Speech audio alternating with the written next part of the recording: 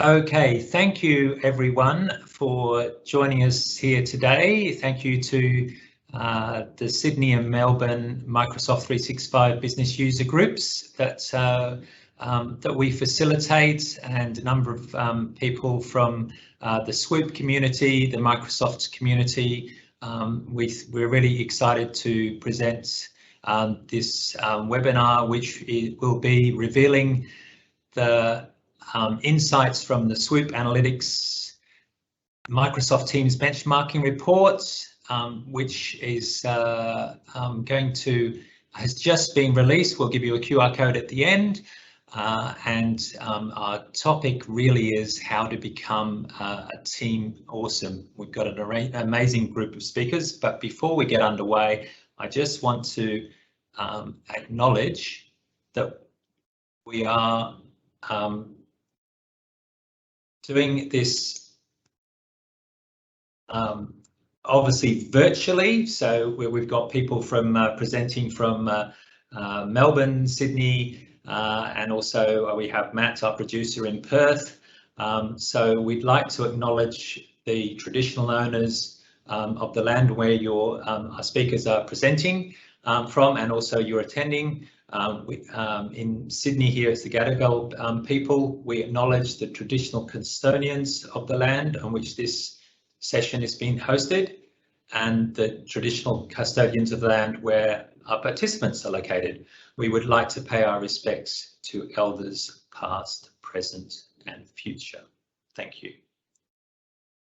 So we have a very packed agenda today, and it's so packed for the first hour that we're actually going to say do put some questions if you want as you go in the chat, and we'll try and get to them. But we will have a separate Teams interactive meeting at the end, which will give you the link, and you can join if you'd like to talk to some of our amazing speakers. We will go through some of the insights from the report. We will actually see some of the top performing teams as SWOOP has analysed through 100,000, I think, teams that they've looked at, and we'll give you some tips and tricks on how to be a super team and a super performer on Teams. We'll introduce people as we go, but I have to say we have some of my favourite experts online today from both the SWOOP fraternity, from Engage Squared, and also from Microsoft and Cricket Australia. So welcome everyone, and I think we're really looking forward to hearing your insights.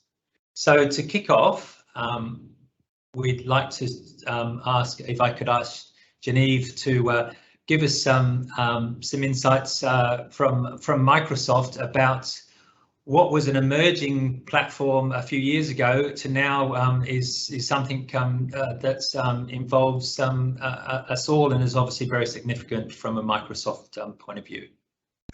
Thanks, Genevieve. Sweet. Thank you, Mark, and thank you so much to the team for having me. And hello to all of those joining us online virtually today. As Mark mentioned, the team has prepared a jam-packed webinar for everyone today, absolutely full of great findings. So it'll definitely be an hour well spent together. So I guess if I just jump straight into it, this benchmarking report that SWOOP has been releasing yearly is a massive piece of work. And it's really a huge testament to the efforts of the SWOOP team. You know, a lot of data has been crunched and released to the world, basically for free.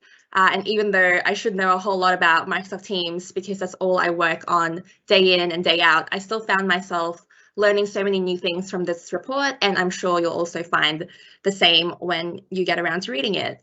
So I think the big standout with the findings this year is that there's really no denying the big impact that COVID-19 has had on the way that we now work. And I'm sure by now you're all very familiar with the, I guess, maybe buzzword or buzz phrases, you know, shift to remote work, increased digital transformation, teamwork, collaboration. Those are the really big ones.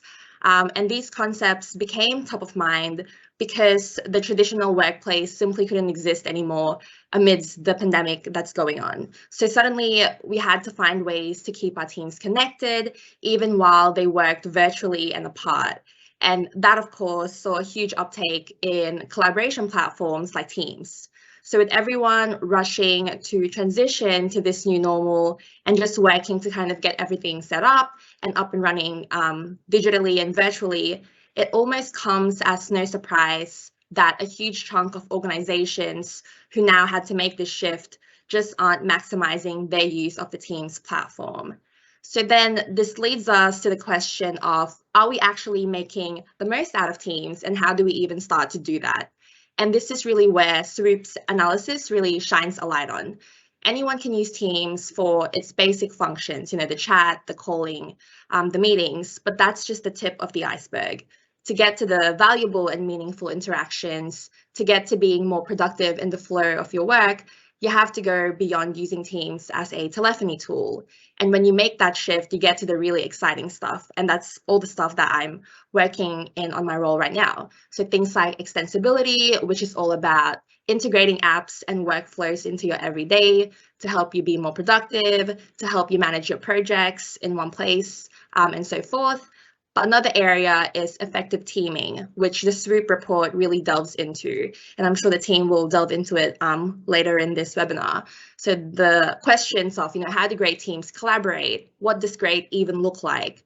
And what better way to learn from these benchmarked organizations and top performing teams who've already gone through the journey?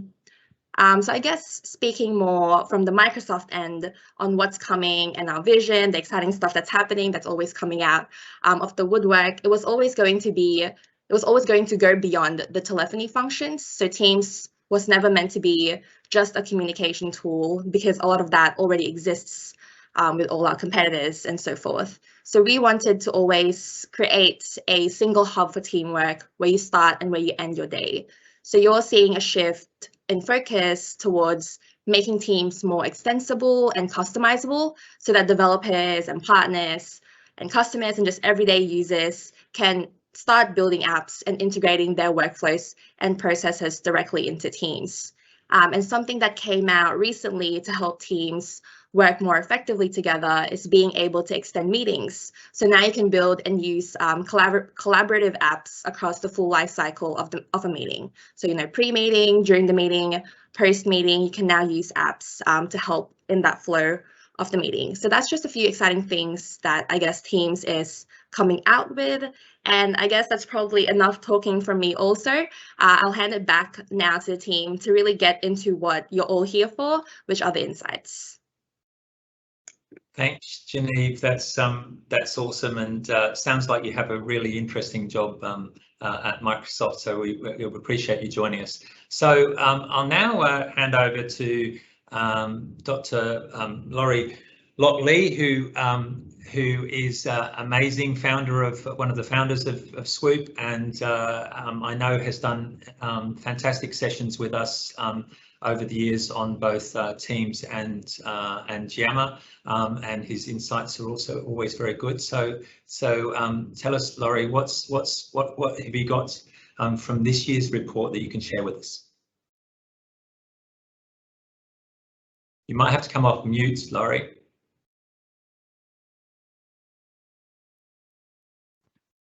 Thanks, Mark. So we like to refer to our studies as the world's largest studies, but it's more related to the way that we do our studies. So typically when people do studies like this, they're survey-based.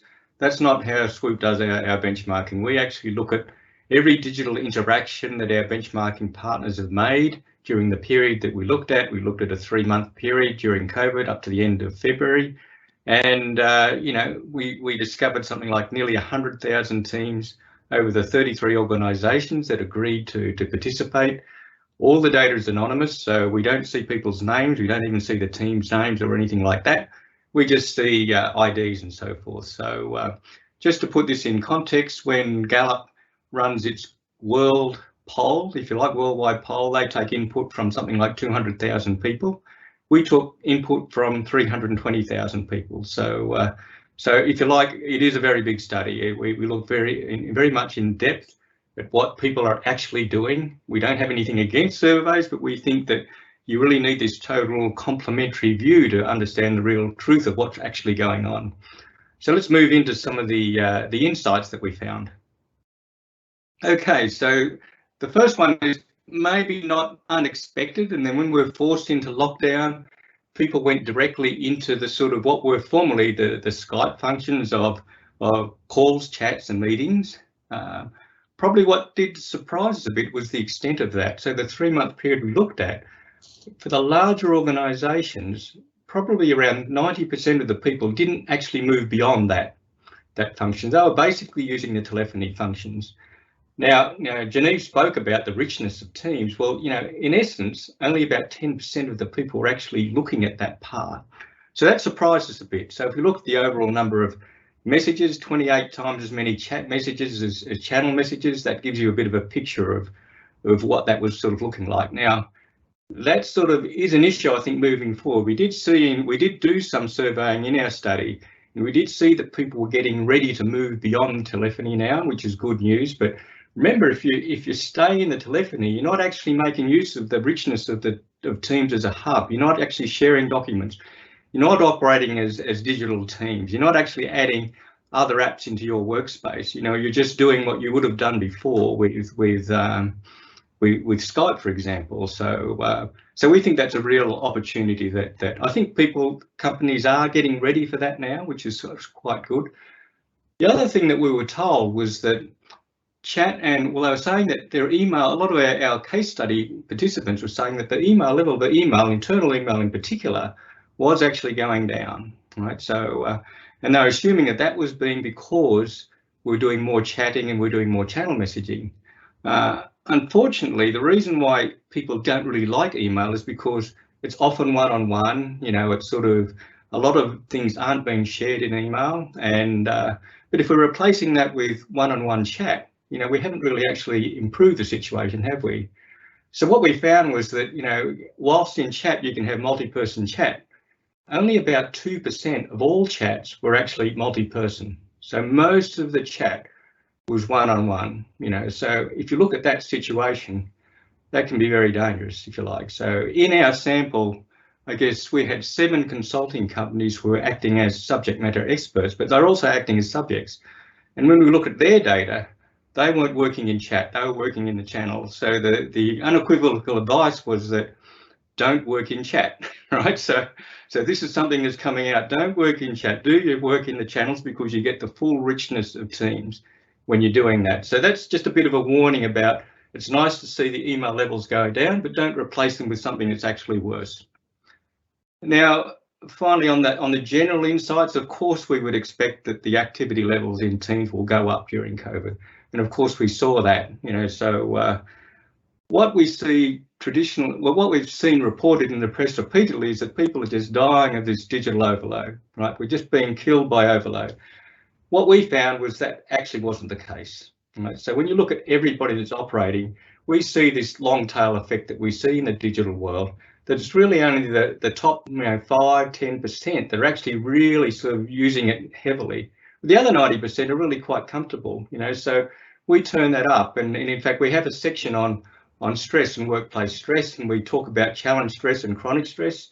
I think you'll enjoy reading that part, because that talks about how people are, if they're really stressed or not, and we find that they're actually more challenged than stressed.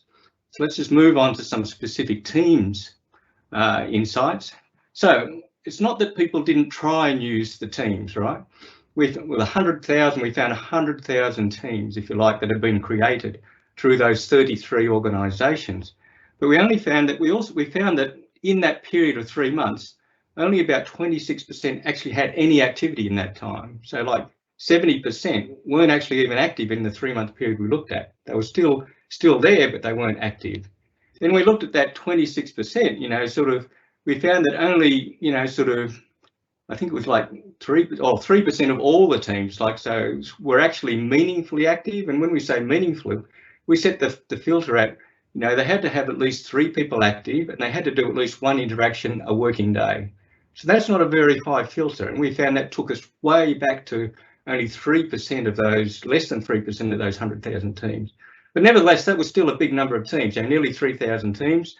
We analysed those in more detail. Now, again, to put this in context, organisations that have done this passive monitoring, people like Google published a big study a few years ago about doing this sort of passive analysis of their teams. They used 180 teams, right?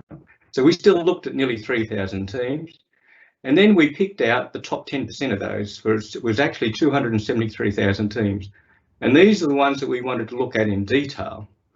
And then we looked at the organisations that had those teams in there, and we went actually to them and we asked them, could we talk to some of their high-performing teams that we'd identified? Now, remember, for us, it's anonymous, right? So we don't know their names or anything like that.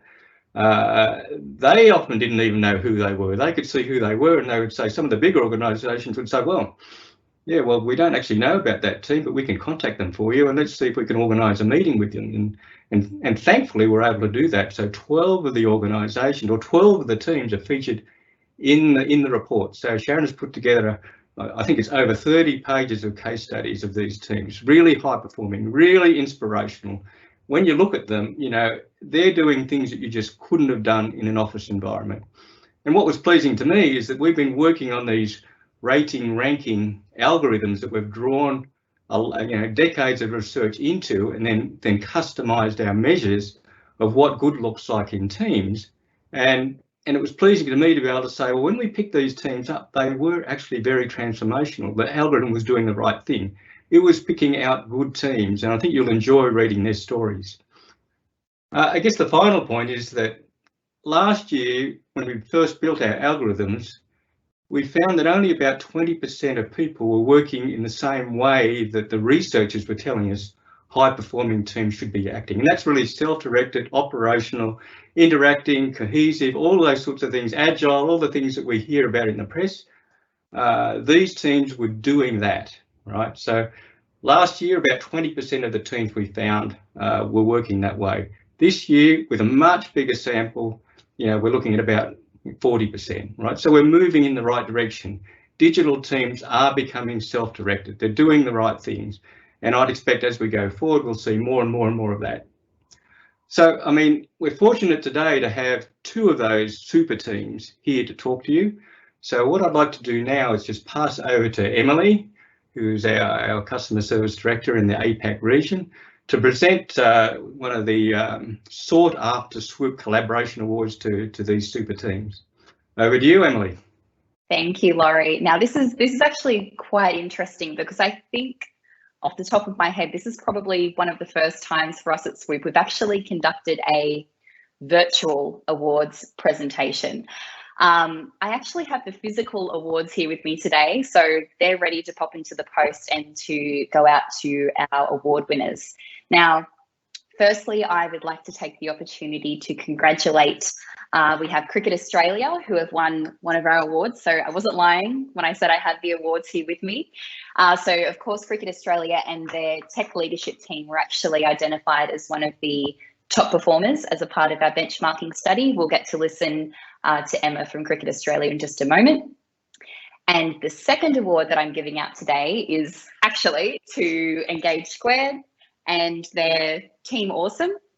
And we're going to hear from Ruby in just a moment as well. And while I'm here as well presenting some of these real awards that I have sitting here, I also just wanted to give a quick shout out to some of the other organisations who won SWOOP High Performing Team Awards. Those organisations include Chaucer, Humana, Talk Social to Me, Real Foundations, Carpool, Griffith University, Orange Trail, Regione Emilia Romagna, and New Zealand Post. So at this point, I'm going to hand over to Sharon so we can learn a little bit more from Team Awesome from Engage Squared. Thanks so much, Emily, and congratulations to Emma from Cricket Australia and Ruby, who's going to speak on behalf of Team Awesome from Engage Squared. So as Laurie said, as part of the benchmarking, we analysed almost 100,000 teams, and in that we could identify the top performing teams. But for us, we can only see the team ID numbers. So what we had to do was go back to each organisation and say, these were your team IDs, can you tell us about the team? And you know, we've got the data, but all of you that are a part of this webinar, you're the ones with the stories, and that's what we want to tap into. And I think by identifying these high performing teams, we can all learn some tips that will help us in our business as well. So when we found out from Engage Squared that their top team was called Team Awesome, I definitely wanted to find out more about Team Awesome. And we've got Ruby joining us today. Thank you for joining us, Ruby. Can you, we'll just start. The thing that I found was really interesting. So overall, you guys were number 15 out of the 100,000 on Laurie's analysis. And the thing that really stood out to me, Ruby, was that you've never met face to face. Can you tell me about Team Awesome and what's your secret to being such a high performing team? Yeah, thank you. Thank you so much for having me. So my name's Ruby. I'm part of Team Awesome. We are a team of project managers at Engage Squared, which is a Microsoft 365 consultancy, and we're located in multiple offices up and down the country. As project managers at Engage Squared, we manage various Microsoft 365 implementations, change adoption projects, and we've been working here since March 2019. So I'm super excited to hear that we were one of the top 15 performing teams out of the 100,000 analysed by Laurie and his team. So yeah, thank you very much for having us. Yeah, it's funny because we still haven't met face to face. We did have a all company event back in April, but unfortunately I was somewhere between Perth and Darwin on a road trip. So there's a couple of people in the team that I still haven't met.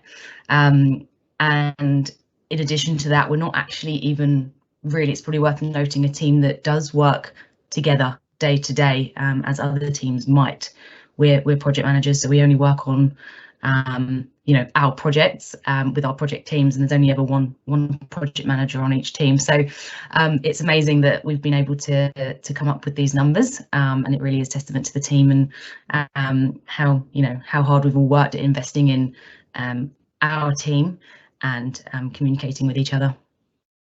Oh, great. So when I wrote the case study that's in the benchmarking report, Ruby, I actually spoke with Elaine, who's the head of the PMO office at Engage Squared, and David. And one of the things that really interested me, that stood out, is you've got this virtual digital team, and they kept referring to the trust that you have amongst your team members. Can you tell me, how do you build trust when you've never met face to face? A lot of your meetings actually aren't video meetings. It's actually just done in channels, but you're working really productively and somehow building this trust. How do you do that?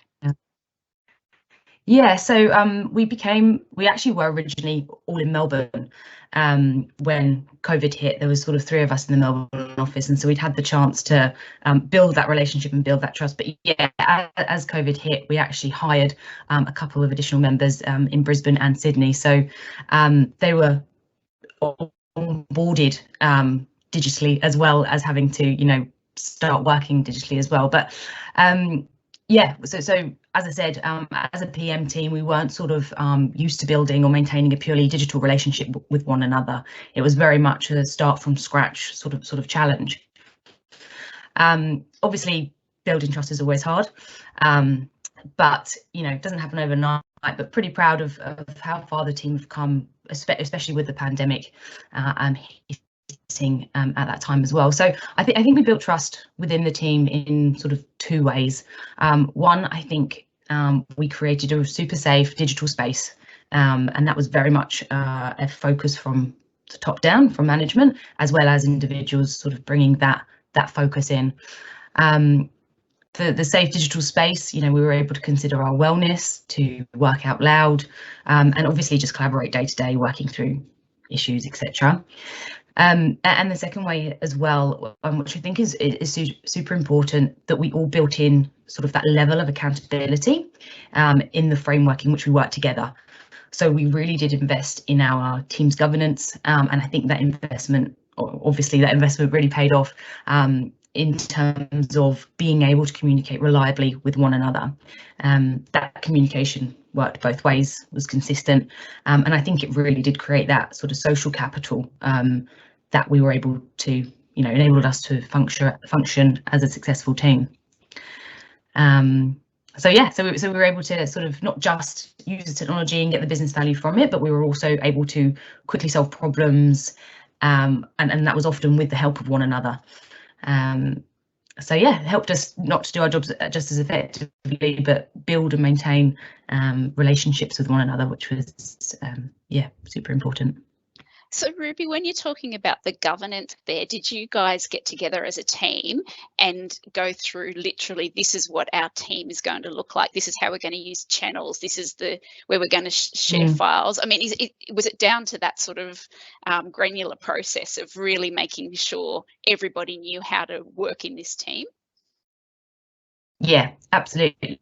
So we have obviously our team meetings anyway, regular team meetings, project forums, and when the pandemic hit and we did go to remote working, we did all get together and say, right, we've got these new people, one in Brisbane, one in Sydney, 3 in Melbourne, and not just our own team. We manage really diverse project teams day to day as well. We've got a couple of the office in Perth, and then we've got our Melbourne office as well. And so we thought about how we were going to start using Teams for ourselves and obviously for our larger teams. And we've been using Teams for the last year or two pretty well anyway. So we had a good base to work from, great lessons learned, and some real, we talk to our customers every day about Teams governance. So we had all of the tools and all the materials we needed. So yes, we did get together and we said, right, these are our regular touch points. These are our channels where we do X, Y, Z. This is where we do issue resolution. This is where we're going to keep our risk register, etc. And then on the flip side, with our wider teams, it was a dedicated team to each project, and we would then add the relevant channels particular to that project, whether it was the project management one or deliverables, or whatever it might be, change requests coming through. So very much formed in that way, and obviously the communication on top of that. So we're all going to be now back-to-back meetings where we're trying to get in people's calendars, and we can't do that sort of water cooler chat anymore and walk over to people. So if something needs to be addressed by you, just make sure you're mentioning people. If you're needing decisions quickly, nice in the channel so everybody else can see, we can track decisions, etc. So yeah, just sort of the basics that we nailed pretty early on, I think definitely led to the success that the team saw. And another thing I think you guys did was just wellness check-ins when everybody was working from home, so no one had that social interaction with their colleagues. You were just doing something as simple as that would have, I assume, been over a video meeting, and you just did a check-in to see how everyone was going. Yeah, so it was a bit of both. So when the analysis was run, as I said, the 6 of us in the team still hadn't met face to face, and that must have been talking on behalf of the team that joined then, but super hard to come in and try and build a relationship from scratch and work digitally as well. So it was not just important for the existing team, but those newbies coming in as well. And as I said, a real focused effort by both management and individuals to ensure that there was that continuous communication, and that we were also building and maintaining relationships with our colleagues. So we did this by sort of using video calls, regular check-ins, sort of encouraged to go out for walk and talks and grab a coffee and expense it, which was nice, supporting local business and all that. So yeah, lots of coffees, lots of walks, hugely encouraged by the business. And we actually, even off the back of that, started a fitness initiative where we would log our Ks on our walk and talks through an app, and at the end of the month, if we hit our target, we made a charity donation. So lovely initiatives like that coming through, just to be able to check in, and actually led to us as project managers coming together more often than typically we would. As I said, you sort of work as a bit of a lone wolf on projects. As a project manager, you might be working with 2 or 3 devs that have the opportunity to work together, but as a PM, you're normally the only one on it. So yeah, so it was a great time. We had lots of other initiatives as well, Connect 4, where we would bring in, we would have a Teams meeting, and we'd actually have an activity that week, and we'd pull in 4 people from different departments, so dev, consultancy, project management, and change and adoption. So it wasn't just our PMs, but we were mixing with other, or ensuring that we were mixing with other departments, and we use whiteboard or something like that and have an activity. A bit silly, but it was really fun, and helped with that, maintaining relationships cross department as well. But yeah, essentially ensuring the regular touch points for both our own team and the wider company was really a focus for, as I said, not just individuals, but it was great to see management really pushing that as well. And another thing I know that Engage Squared are really big advocates of is working out loud. And you guys work out loud as a team, right, in your channel, so it's transparent for everybody in the team, no matter where you are geographically located. You can always get together and keep on top of what everybody else is doing. Yeah, absolutely. And again, a bit of a sign of the time, but it definitely pushed us in the right direction. So we're actually wanting to work out loud, I think, more than usual. When you're not able to communicate face to face in the office, it makes you feel like you've got colleagues again. So being able to use Teams in a variety of ways, was great. So we've obviously got chat. And to Laurie's point as well, those one-on-one chats aren't necessarily conducive to working out loud. So we did have our chats, but we had said from the beginning, any sort of work-related content, let's be putting it in the channels so that we can track it, other PMs can see, and take advice from that as well. So that would go over into the relevant team and channel. I use the PM team myself. We use the PM team for anything relevant to my team, from anything from process to ideation to holiday cover, so that the whole team has visibility. And we also have our project meetings in those dedicated channels as well, so you're able to share the agenda for that meeting, any sort of talking points as well throughout the meeting. And as project managers, love those follow-up tasks and actions. So that really does help us deal with any issues that arise. I mean, resourcing, I think it's been mentioned quite a few times, the case study and things like that is probably one of the main issues that we as project managers deal with. So if I need a dev but they're on David's project for the next few weeks, it's really easy for us to have those conversations, because one, we've built that trusted relationship in Teams, but also enables me to get a fast response. It's a great way to keep other relevant colleagues in the loop, the PMO function in general. We've got a resourcing manager as well. So by simply mentioning them, you're reducing the sort of effort usually required to go and update every single person. And then I suppose talking more broadly, so outside of our PM team, we obviously have the team for each project as well that we work on. So we share risks, key decisions, budget updates, obviously pulling in planner. Again, love tracking in those tracking those tasks as a project manager. So we're really able to sort of chat and talk through every dimension of a project, all the way through to finishing a project, having a customer survey. We've got a flow in the back end that pushes the customer survey from a form into the team, and we can all see it as a project team, or actually as a company, and be commenting on it and taking next steps from that. So super broad in terms of the reach that these teams have across not just our own teams, but the wider teams. And then an additional layer to that is bringing actually external clients in, or external guests.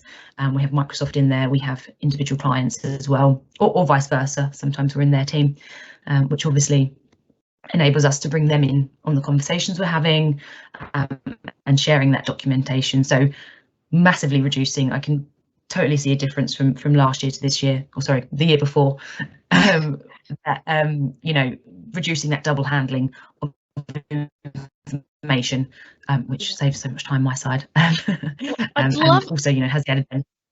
I'd love to hear more about the. Oh, sorry. I think it might be my end or your end breaking up just a little bit, but I'd love, Ruby, to hear more about the external teams. So we are going to have another chat straight after this meeting, with a regular Teams meeting, where anyone could hit you up with some more questions about that, if that's okay. Perfect. So keep your questions in mind. But the next organisation we're going to talk to needs no introduction in Australia, and I think you're going to be amazed at how Cricket Australia is using Teams to connect not just the business and the admin side of the organisation, but also the players and the coaches, like those we see on the field. We've got a great story from Emma about how they're all using Teams day to day. Emma, even at the moment, you guys have been thrown, Emma's in Victoria and Cricket Australia headquarters are in Victoria, you've been thrown back into lockdown. So last year you had everything, well actually, why don't we start with how the players and coaches were using Teams last year? And I know, you know, the agility of having to try to put this all back into place again right now during another lockdown. Yeah, it's definitely an interesting one, and it's one that you know, last year was definitely something that, you know, we didn't expect, and we didn't know really how we were going to manage, you know, such a physical sport and where you need to be coached and trained, and to then find ourselves here again, you know, today and back in lockdown in Melbourne, but then all the other states all over the place. So last year, what we found was, again, it's the winter for us. Usually the players are overseas playing, and we know very clearly right now, it's in the media that the players have all just come back into the country for us. But it is their core training season where they are focused on preparing for our cricket summer. So when we went into lockdown, while we are elite sport and there is a level of exemption for lockdown, that is only where it's not possible to do things remotely. And so as an organisation, we really do try and abide by the rules, and we, you know, try and lead by example. So where we possibly could, we did have to do things remotely and online. And what we did find was some of the teams were running their training sessions, whether that was, and particularly because of limitations with how many people you could have around you, whether it was a 1.5 metre distancing or capacity in a room, all of those limitations come into play no matter what and no matter where you are. So we found that teams were doing recordings of their training sessions. It was loading into Stream, which was a tab within their Microsoft Teams site, and off the back of that, they had a Microsoft form that they had to complete, which was then to critique their own session. And then the coach, who may have been remote, for example, at the moment, you know, you've got Justin Langer based in Perth, and players that reside in Victoria or Sydney and whatever else in border closures, they would also critique it. So all of our, you know, spin bowling coaches or our batting coaches, they would be able to go in and fill out this form and critique it, but they were having the conversation within the Microsoft team. So, and where it needed to be face-to-face, they were running the virtual meetings like we're doing now, and, you know, what we'll do straight off the back of this, where they've got video on and they're having those conversations, or they're saying, this is what you need to change, and putting it on video, which is really interesting to see how that comes to life in a virtual world. Is it ideal? No, it's not perfect, but I think it shows that you don't need to stop what you're doing. You don't need to stop your training and the like just because, you know, borders are closed or you can't be face-to-face anymore. You can keep going. And so we faced that last year, and I think, you know, it will be really interesting to see where we get to. Where Melbourne, we're in at least a 2-week lockdown, as it was extended yesterday, and we're going to have to make changes to the way that they had planned the next 2 weeks of training. We're preparing for a big Ashes year where, you know, West Indies and the likes coming. So we have to really keep up to speed and you know, keep adapting to that. So as we go into lockdown again, these types of tools and functionality that we had in Microsoft Teams are going to come back to life. So I'm really keen to see how it goes, but I know that they're already on the phones and already on video calls trying to make this work as best as possible, and only limiting the face-to-face contact if it's absolutely necessary. And that's, you know, we're in a very different world where it's too much of a risk to our players. If we can do it virtually, we absolutely will.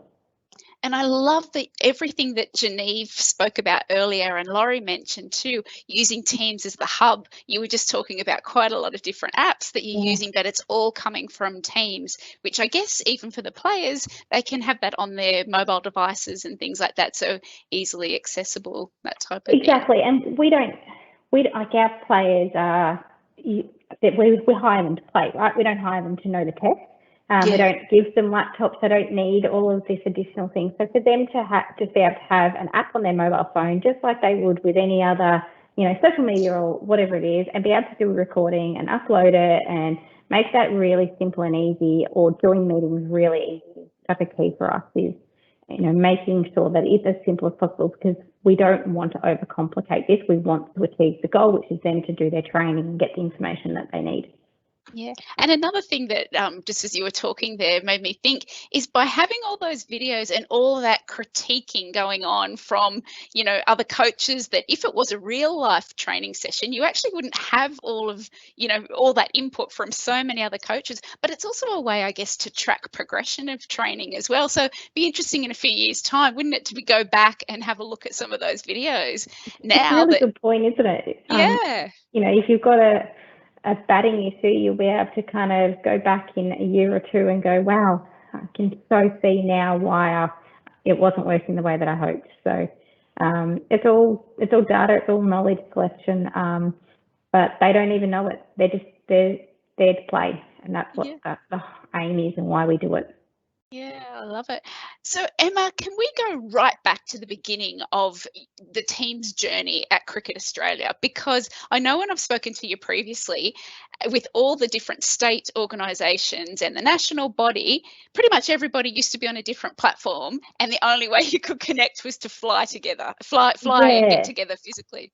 Yeah, definitely. So the way that the states and territories work alongside Cricket Australia is actually they're all their own legal entities. We all have an overarching, but they kind of stand alone, and we collaborate very well. So years ago it was, I think we had one state on Lotus Notes and the rest on their own environments, and it wasn't efficient, let's be honest. Anyone that knows what it's like when everyone's in different environments, it makes it really hard. And when we start to think about this whole one strategy, and we're all here to deliver cricket and to do it right from grassroots cricket right up to the elite sport, we needed a consistency, because states and territories are responsible for the grassroots and they are responsible for their state land. And then, we've got a responsibility with the elite. So it has to develop and grow together, that it made sense for us to all be on the same platforms and the same environment. So the first thing was to get us all into Microsoft and then into Office 365. And again, Cricket Australia has the overarching of that technology, and we support the states with that. And then out came Microsoft Teams, and you're going to test my memory, but I believe it was 2017, early 2017, we went into the preview of Microsoft Teams, particularly the tech team. We embraced that really quickly and started to really test out. We knew immediately that it was just going to drive our organisation like we didn't see the future before that. So Teams was rolled out and within tech, and we very quickly started going, this needs to go faster. We need to get other teams into this. We need to get cross-state and territories into this, because that was our challenge. Our challenge was either a whole heap of emails that were going back and forth, or it was flying around the country every second week, because you needed to collaborate with the states and territories. So we very quickly started to spin up what we would have classified as trial team sites, and once the word of mouth got out there, it kept growing. So as quickly as Microsoft took it out of preview mode, we basically rolled it out and allowed people to access it, and it's now our core. It is as somebody said earlier, it's the start and end of your day. It is absolutely what we drive to. Email still has its place, but internal communications particularly, and by internal I mean all Australian cricket, so all states and territories and the likes, Teams is where we go. We have Teams meetings, we have Teams sites whether they're project sites or they're working groups or they're department sites. We add in all of those additional apps, whether it's, again, Planner, Forms, Stream. We have flows that run into Teams, all of that behind the scenes. We've got a lot more that we can be doing, and we're really excited to see what more we can be doing, but it is the absolute core to how we collaborate now. And as we're in a COVID world, nobody's getting on flights anytime soon. Yeah. Definitely not into Melbourne and not out of Melbourne. So, we're still operating, and we could deliver the biggest season that we've ever delivered last year, and we've only got a bigger season coming in a remote world. And it just proves that technology is there to support the people, and it really does work if you embrace it to its full ability. So Emma, just tell me please about the Sydney test that was on in January, just after Sydney's Northern Beaches went into lockdown. And I think it all fits into what you were just saying about this communication that you have across all the organisations, because suddenly you couldn't fly in people from interstate to help with a huge test, which I think we still had 30,000 attendees. Yeah, so what has happened, like if you have a look at the way our season worked, we kind of went into hubs in, as you know, most sports and the likes did for the start of the season. And then as we started, as we say, reducing restrictions, a lot of people came back to Melbourne for the Boxing Day test, and Sydney very quick after the Boxing Day test. And so a whole heap of the Melbourne people were in, still in Melbourne, and we weren't expecting to have hubs up in Sydney. Our head office is in Melbourne, and we've got a small office in Brisbane for Cricket Australia, but we've got the states and territories. So Cricket New South Wales is in Sydney. And usually, generally speaking, they're not fully responsible for the Boxing Day test. It's an elite sport, it's national, so it's a Cricket Australia thing. So this time round, with all of the Northern Beaches going into lockdown, as well as, you know, it being very hard to fly around, and we weren't in the hubs in Melbourne at that point in time, we couldn't fly the regular amount of team up to Sydney at such a last minute, because we continued to hold it in Sydney. So what we had to do is we had to call out to Cricket New South Wales and anybody that happened to be in Sydney at the time that was in a cricket world, and see how they could come together and support us delivering that. And what that meant was the regular people who may have been stuck in Melbourne could jump on Teams and be a part of the Teams sites that we had, which would help give that handover and that briefing and the constant updates for what would have normally been part of their role to deliver. They could give it to somebody who was, say, from Cricket New South Wales, who was on the ground trying to fulfill a role that they hadn't really done before. And it really meant that, you know, things from instant video messaging, you know, to going, where do I put this, how do I do it, and jumping on a video call, to instant chats, as well as document shares and the likes, was all put into Teams very, very quickly to be able to deliver that test with not having the regular people that we would. And I think, you know, the staff that we pulled together just shows how diverse they are, and how we've got so many more resources available to us because we've got platforms to help communicate that really quickly. Absolutely amazing. Emma, your team, your personal team was one of the top performing teams. It was called the Tech Leadership Team, I believe. We won't have a time right now to go into how that team operates, but we can do that afterwards in our chat. But I also wanted to just show for everybody who's part of this webinar, show you what it looks like on SWOOP, so we know how we can pinpoint what these high performing teams are. What measures can we look at to know that this is teams, you know, creating some business value? So can I hand over to, you're kind enough to share your technology leadership team on the dashboard, and I'm going to hand over to Emily O'Brien, who's SWOOP's Director for Success in the APAC region. Emily, can you just walk us through what measures should we be looking at to know that you know, we're on the right track for a high performing team? Excellent. Thanks, Sharon. And thank you so much, Emma, for sharing. So yes, we're going to see how a high performing team really comes to life by looking at the dashboard here in SWOOP. So if we scroll down just a little bit, the first thing that I want to call out is the SWOOP team persona. Now, as a part of this year's report, as we've mentioned earlier on, we found that there's a distinct movement towards self-directed teams this year, and it certainly looks like Cricket Australia's tech leadership team is seeing the benefits of this reciprocated connection happening within the team. It's also quite nicely backed up by what you can see in the network map as well. So it's pretty clear who's in the team and who's contributing. And there's also some, you know, shared accountability and interdependency happening. And I think that also comes back as well to team size, which we also talk about in the report.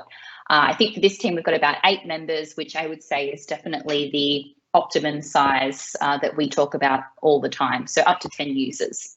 And this also makes it really easy for leadership to move around depending on the context of the conversations happening as well.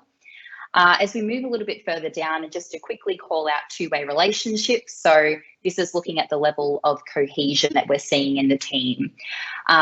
We would say hitting a target of around 85% is a really, really strong result. So for this particular team, only just sitting shy at 83%, really great result. The response rate, which should be maybe a little bit further down as well.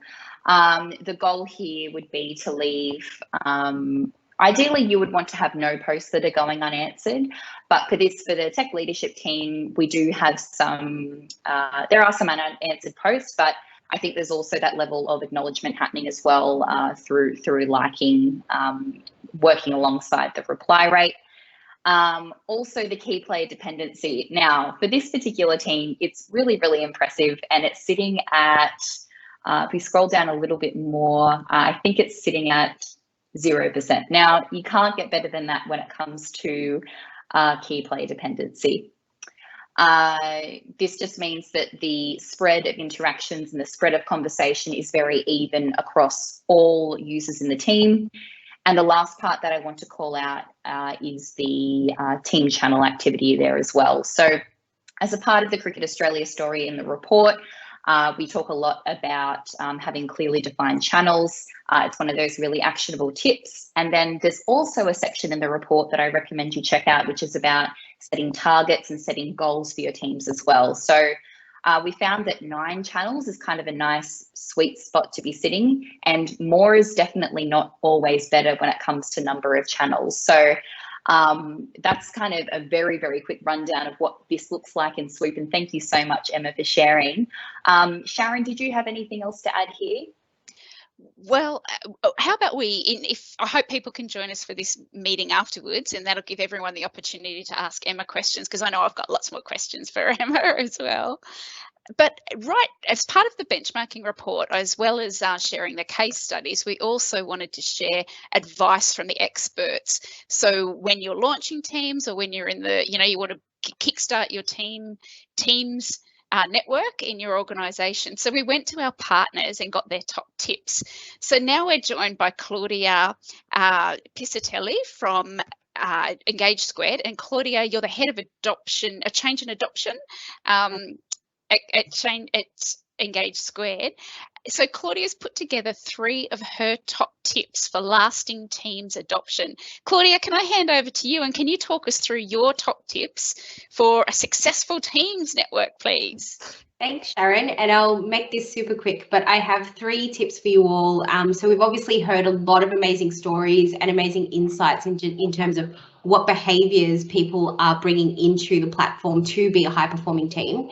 Well, what does that actually look like in practice? So tip 1 is that you should be aligning the use of Microsoft Teams with your organisation's vision and strategy. So a lot of organisations really quickly implemented Teams last year in response to the pandemic. And that meant that there wasn't really enough time to kind of put together a bit more of a plan, or a structured approach around, well, what's the why? Why are we actually using Teams? But it's not too late to do that. It's really important that you now kind of take that time to pause and actually think about how you're going to position the use of Teams within your organisation. I think a lot of people have realised that there's a lot more that can be done with the platform, but they're not sure how to take it. So if you can help connect those dots for them and get them to see how they can use Teams within the context of their role, and also how that fits alongside other systems and tools that they use every day, that can be really powerful and a great way to drive adoption. Second is making sure people have the right skills and the right tools to facilitate discussions on collaboration. Sharon, the way that you were asking questions before around, well, what conversations did you have around Teams? I think it's really important to give people the tools to have those conversations. It's not often, or really, that if you think about even your own work history, that we kind of think about, well, how are we going to come together as a team and communicate and collaborate with each other? So if you can give people those tools, that's really powerful. The other thing that's really important here is that people have the capability and the confidence and understanding of how to use Teams. if they don't feel confident using the platform, then they won't go there. They'll stick to what they know because Teams feels way too unfamiliar. So it's not going to be a place that they'll naturally go to collaborate and communicate with each other. So really important there that you establish that base of capability with your staff. And last but not least, celebrate success and give credit to people.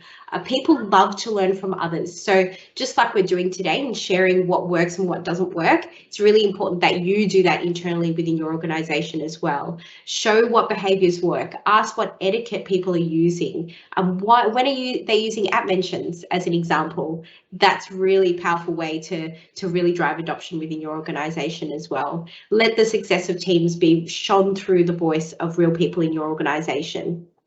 I just wanted to quickly wrap up as well to kind of round out these top tips by sharing what this could actually look like in practice. There's a few things that we typically recommend to our clients that we work with on Teams adoption. The first is that you could potentially look at establishing a champions community. So if you have a core project team that's been tasked with launching Microsoft Teams or improving adoption in your organisation, think about who in your organisation could you leverage as an extension of your core team to help influence change among their peers.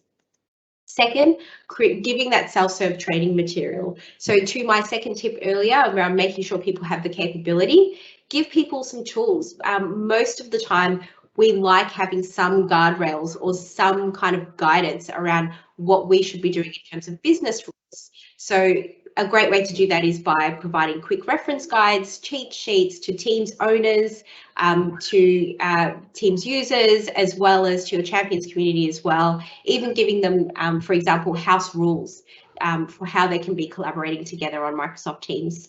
And last but not least, this is a bit of a fun one, gamify the change. You'll be amazed at how many people will be on board with something if there's a game involved.